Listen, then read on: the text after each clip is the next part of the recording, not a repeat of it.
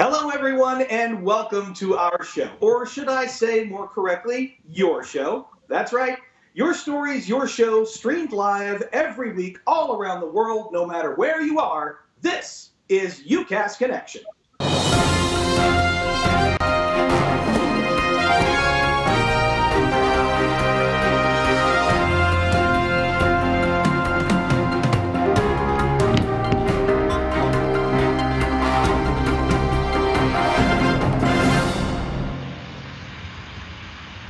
I am your host, Larry Brantley, as always, and while we are still waiting for COVID test results for our stage manager, I will be broadcasting from my home studio again this week, doing it old school, no teleprompter, an actual paper script. That's how we roll. Now, some of you may be asking yourselves, Larry, is that a cocktail in your hand? Why, yes. Yes, it is. You see, today's guests include Ronell Richards and Scott Forbush, joining us to talk a little business and a little bourbon, not necessarily in that order. And based on how I'm feeling when we get there, we'll see just how much business we're going to talk about. But first, I do want to welcome back our friend Rodney Giles from NetDepot.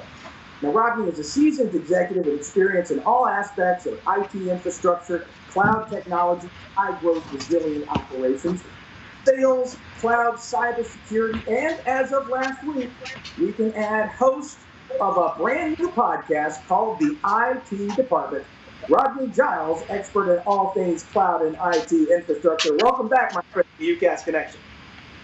Thanks for having me back on the show. It's great to be here. Now, this has got to be a really exciting time for you, so tell us about the podcast. Well, it kind of came to me. We were kind of hanging out with some clients a few months ago, and a lot of my clients who are CIOs, CISOs, et cetera, just have really interesting stories, and we have these really crazy, in-depth, hour-long discussions that every time I would leave, would always think, gosh, I wish I had that recorded, because we could never redo the entire conversation, and I wish 100 people could hear what some of these people were talking about. And so it really had me just come up with the idea of, let's go out and do a podcast where we can get some of these thought leaders and business leaders and CIOs and CISOs on and really talk about just, really corporate IT strategy. And, I feel like it's the IT department for a lot of businesses has really evolved and really transformed over the last few years. And, a lot of companies are doing incredibly well with it. But we still have so many IT departments that we go in and work with on a day-to-day basis that I think are stuck in 5 years in the past. So really the goal is really just to talk about really these breakthrough technologies, breakthrough initiatives that IT departments are working on, and really, how can the IT department not be a cost center anymore and really be an enablement method for the business to allow a business to maybe produce double the amount of widgets as they did last year, based on information technology. So that's really the premise behind it, and. Well, let me ask you this. In all things new, there is always a first. So tell me, Sure. Who was your first guest? And more importantly, who do you have lined up for future shows?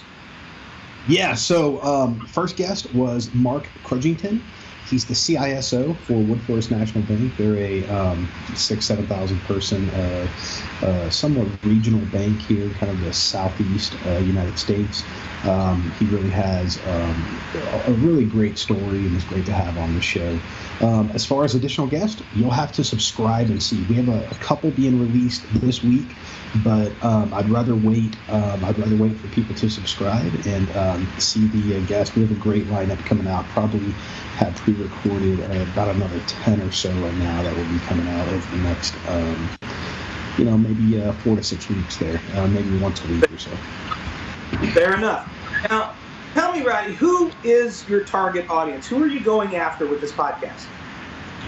Well, it's kind of twofold. I think we're ultimately going after anybody who works in a IT department. in a organization. And so not only are we trying to talk about, leading technologies and new trends and waves, but also really focusing on, actual personal development in terms of how can a low-level help desk employee move up to the CIO, and what's the strategy for that to work. We have one great individual that's coming on. I'm not sure when we'll release it, but he's he has a very large IT recruiting firm, so he brings a lot of insight into really just those rank and file employees. How do they get paid more? How do they advance better? How do they get sought out by other companies that want to hire them? And really ensure that you're always getting that maximum pay as well. So it's not just here's the latest, greatest, or shiny widget. So you've given us almost all of the basics, Rodney, but let's get to the nuts and bolts. When do your podcast episodes drop, and where can people find them and subscribe? So we don't like to stick to a strict schedule. We're going to experiment with a few things. Probably, let's say once a week for now.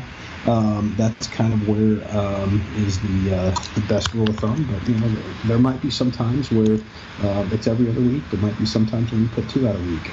We just are going after very high quality content, and we're not. I think if we stick on a schedule, then we're going to be forced to put out less than high quality content. Fair enough. And speaking of that content, if people want to be a guest, how would they go about that? Well, if they want to be a guest, I guess they could email me. Would probably be the best method. We're obviously seeking out people as well, but just simply Rodney at rodneygiles.com. The best place to subscribe: Apple Podcast, Google Podcast, Spotify. It's the name of the show. It's just The IT Department. We also have a website, theitdepartment.rocks.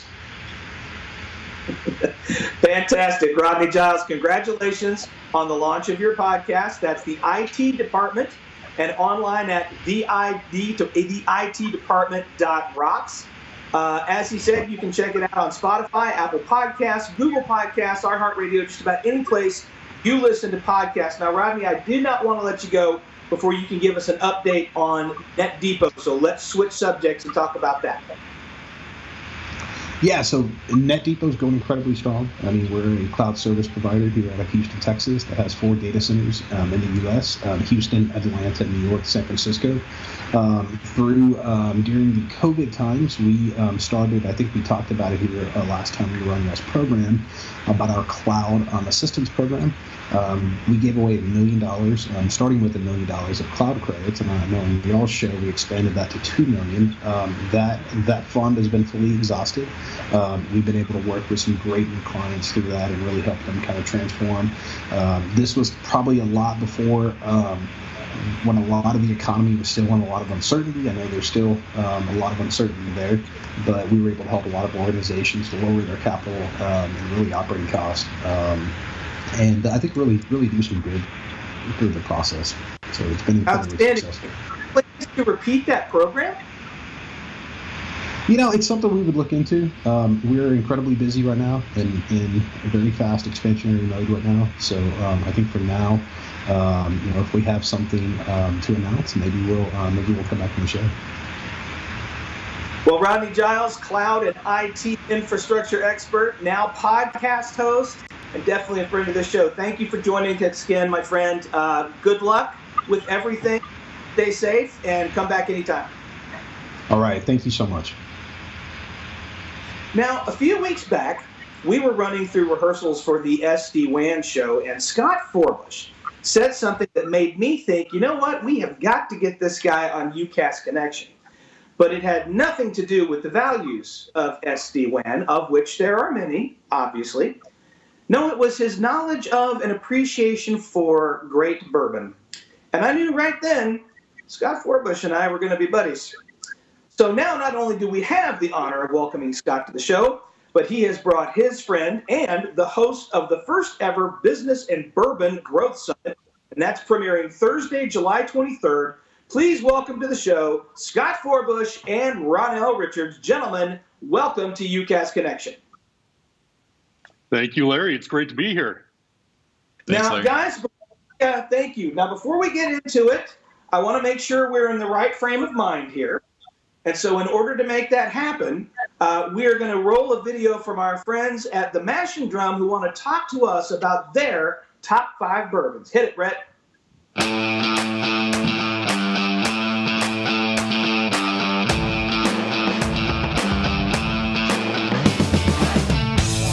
In today's day and age of special releases and allocated bottles that get the spotlight throughout the year, these 5 bourbons offer great value, are affordable, and most of all, are easy to find. So let's get started.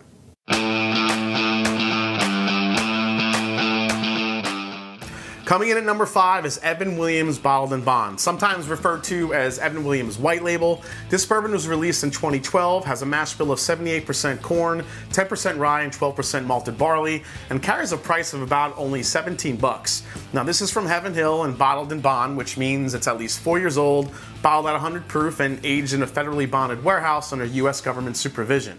This bourbon carries that typical Heaven Hill honey roasted peanut and oak flavor with some layers of vanilla, caramel, hint of dark fruit with a medium and very sweet finish. Now this is not complex or will have flavors that blow you away by any means, but for $17 you'd be hard pressed to argue its value. It's full flavored, sweet, nutty, available, and number 5 on my list.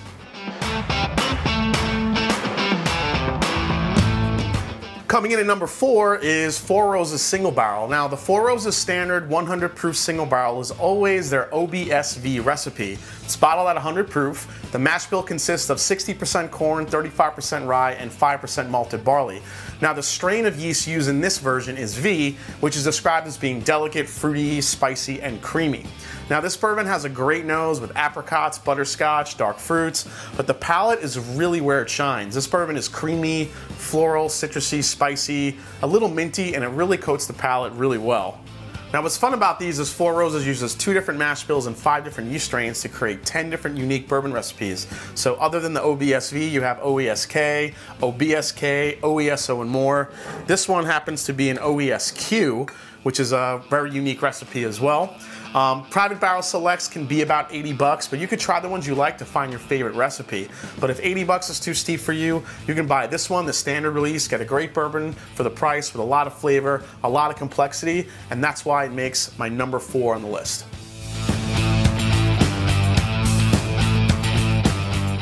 Coming in at number 3 is Knob Creek Single Barrel. Now, Knob Creek might be one of the most well-known brands from Jim Beam, and Knob Creek Single Barrel might be the best value out of all of them. At 9 years old, priced at about 40 bucks and bottled at 120 proof and wildly available everywhere, this bourbon is packed with brown sugars, caramels, vanillas, cinnamon, honey roasted peanut flavors, and a lot of sweet oak. This is pretty close to barrel-proof bourbon at an affordable price, but another great thing about Knob Creek Single Barrel is you could find store pick sometimes be almost up to 15 years old like this one that are still only about $45. It's an incredible value and my number 1 selection from 2018 that still made the list for 2020.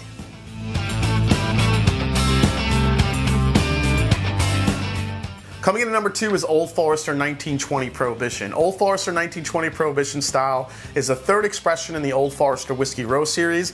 This bourbon pays homage to the fact that during Prohibition, only 6 Kentucky distilleries were granted permits to bottle bourbon for medicinal purposes, and Brown-Forman was one of them.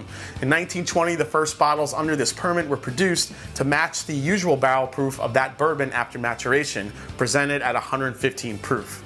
Old Forester Prohibition 1920 has really been the darling of the Whiskey Row series for some time, and with good reason. Bottled at 115 proof, priced around 50 to 60 bucks. This bourbon may be ranked number 2, but it really is kind of my 1B because it is so good. The flavors on this bourbon are powerful, robust, and very layered. There's chocolate, cherry, dark fruits, a hint of banana, barrel char, and oak make this an extremely delicious offering from Old Forester and one of my absolute favorites. Priced at 50 to 60 bucks, it's just as good or better than many bourbons that are priced in excess of $100 or more that I've had recently. If you're a fan of Old Forester birthday bourbon and can never really find one, buy this. This may not have all the flavors of a birthday bourbon from Old Forester, but the proof is there, the quality's there, and more importantly, it's actually accessible and another winner from Old Forester. That's why it's my number 2 or my number 1B.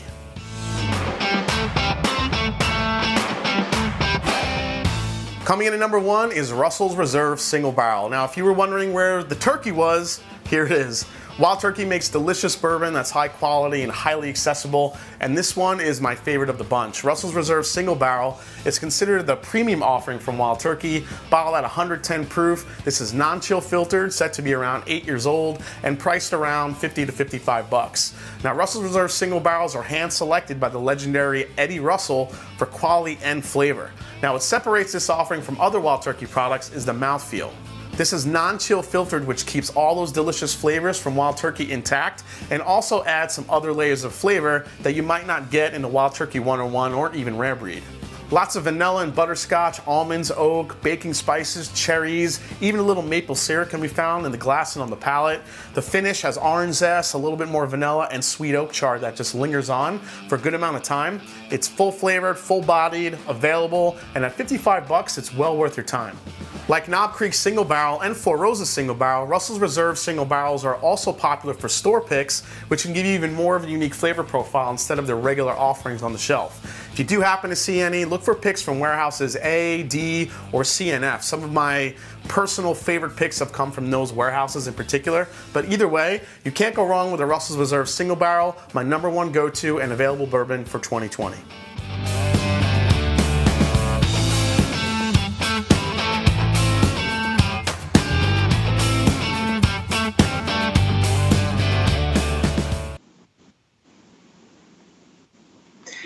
Now, I want to thank our good friends at the Mash and Drum for setting the proper tone for this part of the conversation. But however, since it is the business and bourbon event, let's start there. Ronell, we'll start with you. Tell us about the Business and Bourbon Growth Summit. Well, first and foremost, cheers, gentlemen. I've brought my bottle as well. I'll be enjoying some Duality Double Malt by American Spirit Works here in Atlanta. So first and foremost, Business and Bourbon Growth Summit. We do require one thing. We require everyone come with a drink, right? This is going to be a really fun networking event. We realize everyone does not drink spirits, so you do not have to drink spirits. You can drink kombucha if you want. But yeah, so we put together this event where I just really felt driven to create something to help with some of the business environment out there. I mean, there are a lot of folks in technology and telecom and all types of industries that are challenged right now, right? And so I wanted to create an event where we could focus on growth strategies and also help folks out there that are unemployed. Like, we've got 20 million Americans out there that are unemployed right now. And so I wanted to create an event where we could bring some of these great folks that are in my network, some of these great employers that are in my network, and we can focus on growth strategies to help some of these smaller companies to be successful and help some of our folks out there looking for jobs to find jobs. So that's really what Growth Summit is really focused on, really about. It is one of, if you're not familiar with the Business and Bourbon platform, this is a platform that I created probably almost years ago. We have two podcasts. In fact, we have 2 podcasts. We have traveling events, and it's all really focused on enjoying spirits and really bringing together entrepreneurs and business professionals and helping them to learn and grow. And a little social lubricant helps out a bit as well. Agreed, 100%. Well said, sir. Scott, this next question is for you. Now, you're one of several speakers for the July 23rd show, which is right around the corner. What are some of the things you'll be talking about? Yeah, well, first of all, just want to extend a thank you to Ronell for including Talaris and myself personally in this summit.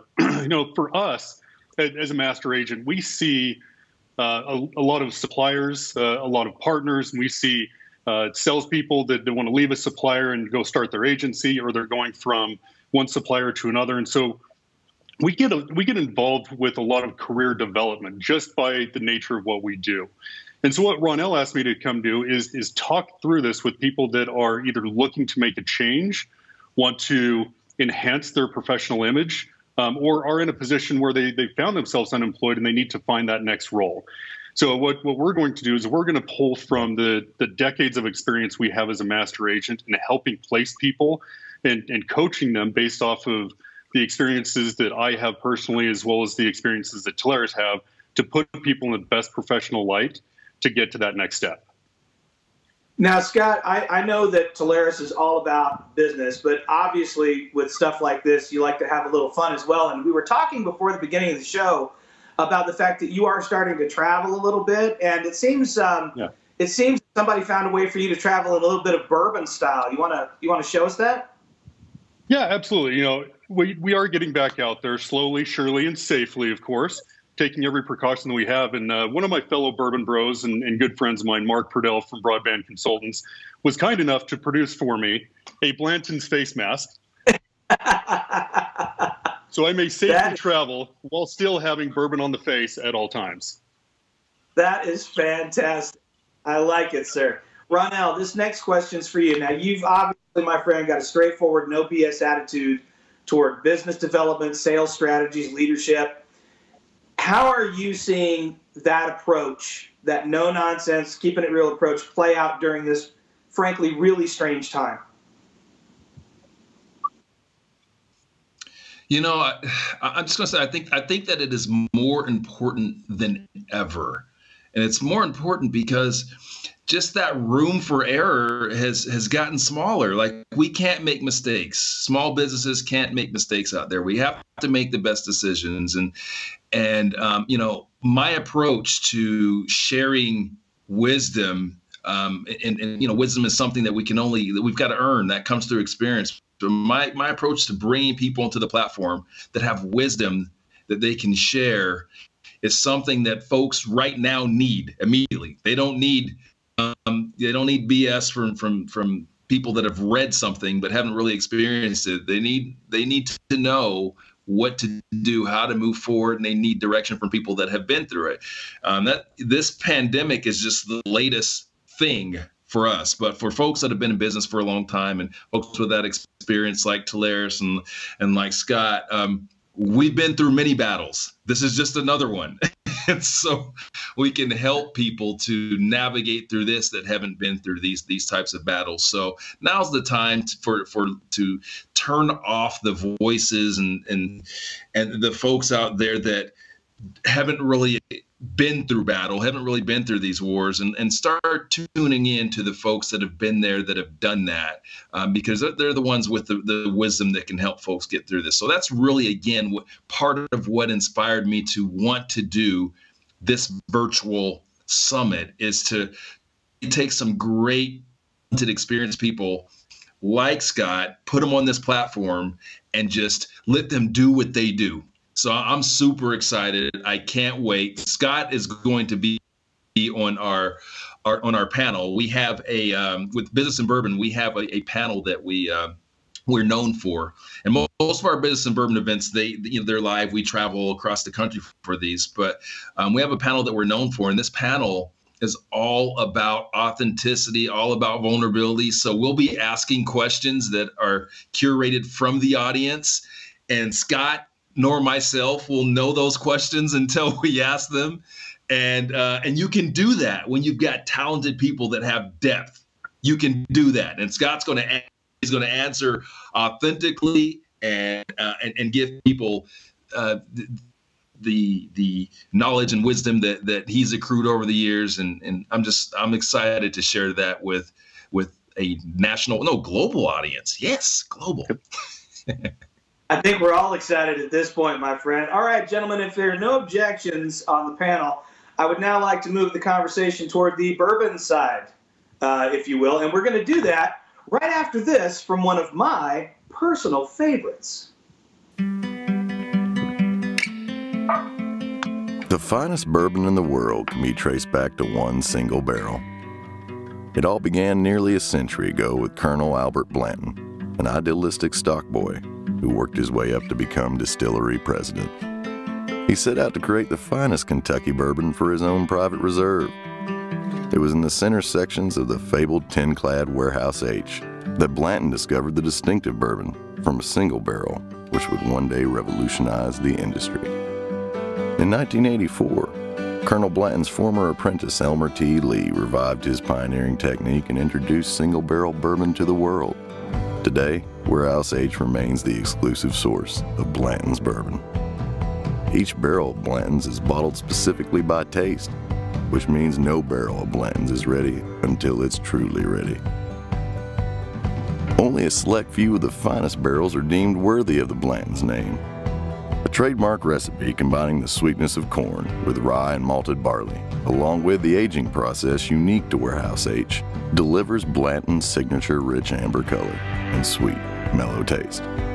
Once the single barrel is selected, the bourbon is poured from its oak cask into Blanton's signature barrel-shaped bottle, then labeled, packaged, and sealed, all by hand. From the handwritten label to each of the 8 distinctive Kentucky thoroughbreds atop, every bottle of Blanton's is a true original. The characteristic taste makes every sip of award-winning Blanton's unforgettable. It is the preferred bourbon for those who appreciate exceptional quality. There's nothing like the Blanton's experience. Every sip, every time. Blanton's, the original single-barrel bourbon.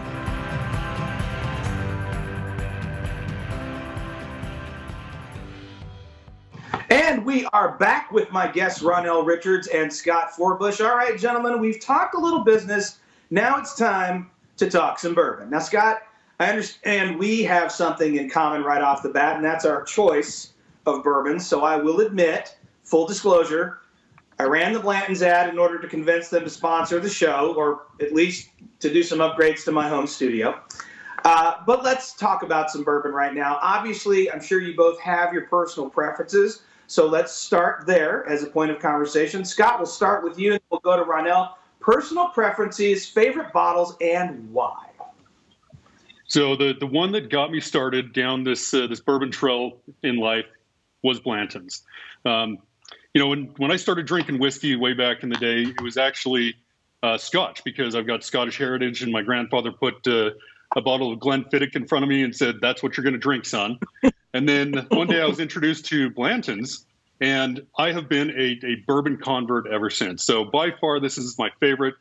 Those of us that hunt this thing know that it's very elusive these days. But, the interesting thing, and this is an interesting thing about bourbon in general, is it comes and goes, right? When I started drinking this about 10 years ago, you could find them on the store shelves anywhere, but not so much anymore. But still, my go-to favorite.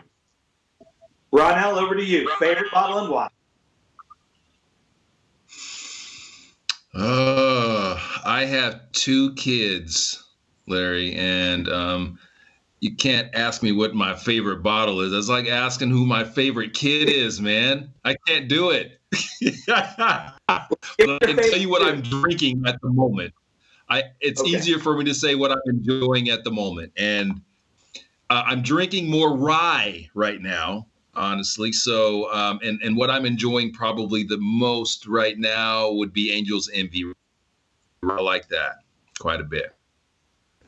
That's fair. Here's a question for both of you, particularly given your positioning in the world in which we live. It's been my observation that even until about 10 years ago, that bourbon in particular, maybe whiskey in general, was still seen as sort of a stodgy old man's drink.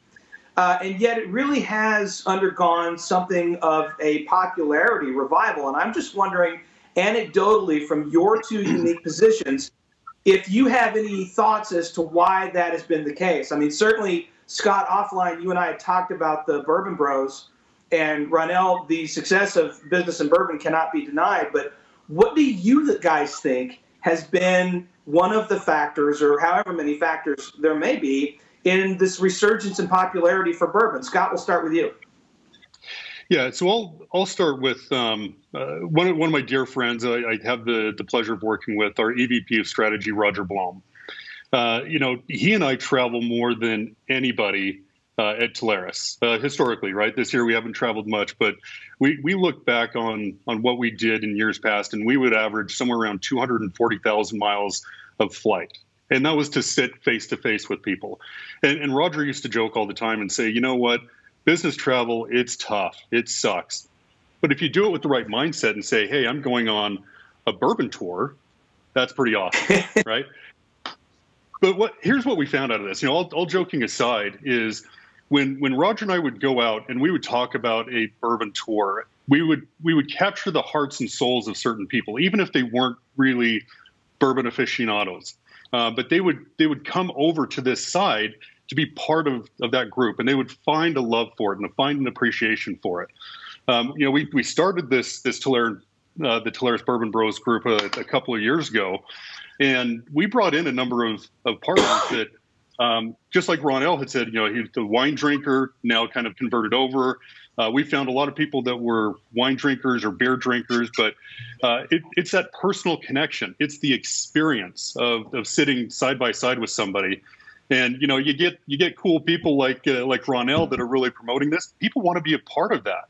And what was old is new again. And there's quite the resurgence there, I think, due to that sense of community that we're all promoting. That's a great answer. Ronell, I got a question for you.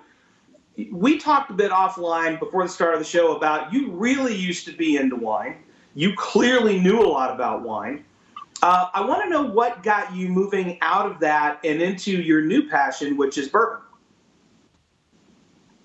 Well, first, I knew enough to be dangerous. I'm a guy that went to some classes. And what I really loved about bourbon and America, which is a homegrown American whiskey, is, first of all, we own this. This is made here in the United States, right? It is a home spirit. I love the story behind bourbon and American whiskeys.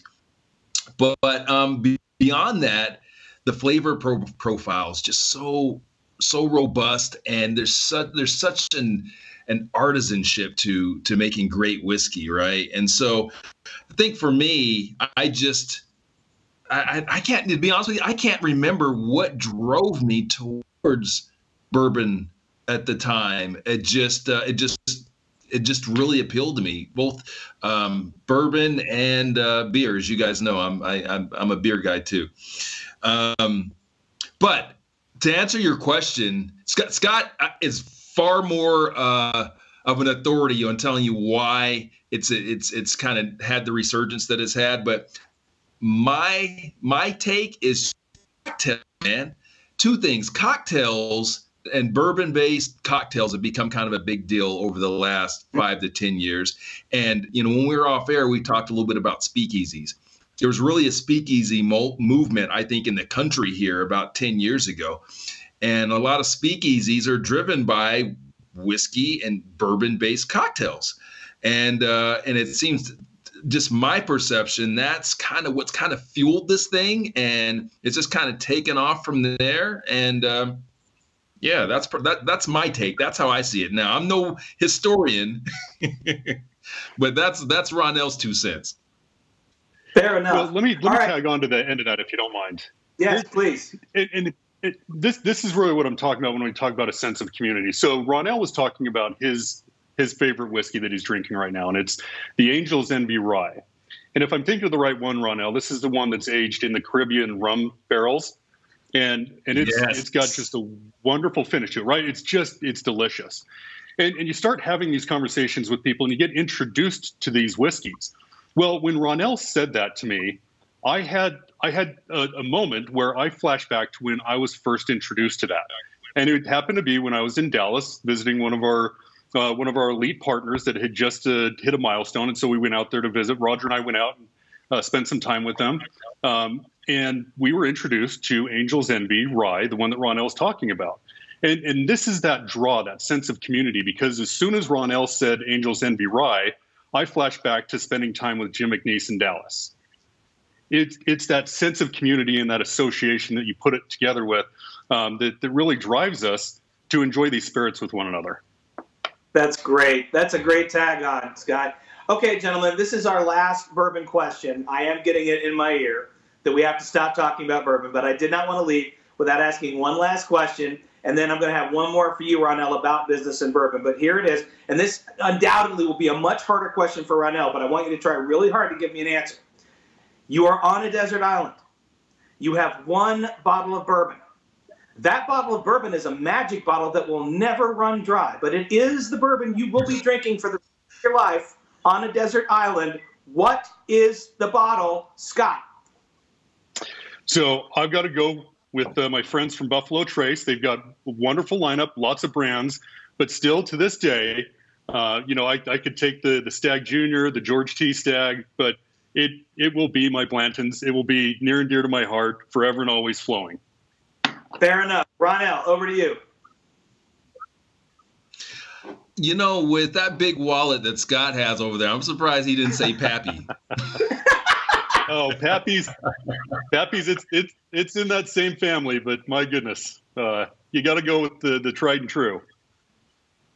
What's your answer, Ronell? Okay, We're not getting out of here. I'm going to go Widow Jane. Ooh, the Decadence or the regular? I'm going Widow Jane 10-year. I can drink that all day. Super easy. Fair enough.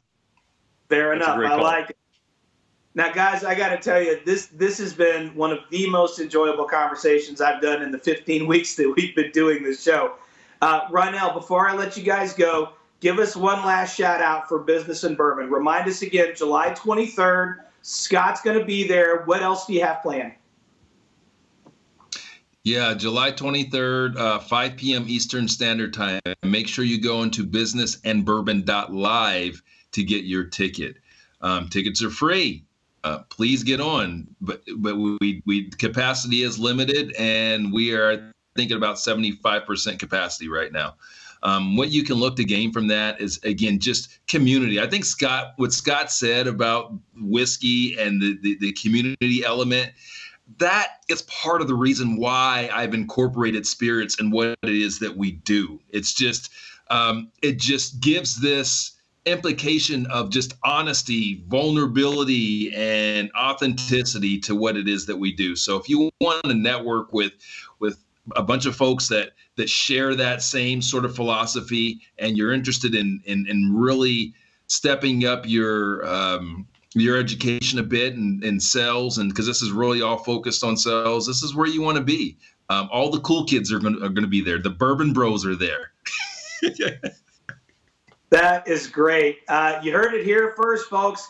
So pull up a chair and belly up to the bar while entrepreneurs and business professionals have a drink and share great stories of their journey. It's real talk, real people. It's Business and Bourbon on July 23rd. Scott, Ronell, thank you guys so much for being here on UCAS Connection. Feel free to stop by anytime. Stay safe, and we'll see you soon. Thanks, Larry. Thanks, everybody. Thanks, Cheers. guys. And I want to thank you, our viewers, for tuning in every week and sharing your stories, as always. Now, you may be thinking, hang on, Larry, we haven't been featured on UCAS Connection. What gives? Well, I'll tell you what gives. There's only one reason why you haven't been featured on UCAS Connection, and that's because you haven't told us your story. Not yet. Nancy Seco, tell them how to do that. If you would like to be a featured guest on UCAS Connection, let us know. We are here to help you tell your story. Visit us at ucasbeat.com or through our UCAS Connection social media pages. You can request an interview, submit stories, updates, big wins, or anything else that's newsworthy by emailing us at featureus@ucasbeat.com. These are your stories, and this is your show. Oh my, this has been a fun show. I want to thank my guest, Rodney Giles from Net Depot. Be sure to check out his new podcast, The IT Department. And a big thanks to Ronell Richards and Scott Forbush, my two new best friends. Now, Business and Bourbon is going to be on July 23rd. Don't forget to check that out. And we will be back next week with the team from Fuse and our good friend Christopher Schubert. Until then, my friends, stay safe, keep your distance, grab a drink, and always, no matter what, stay connected.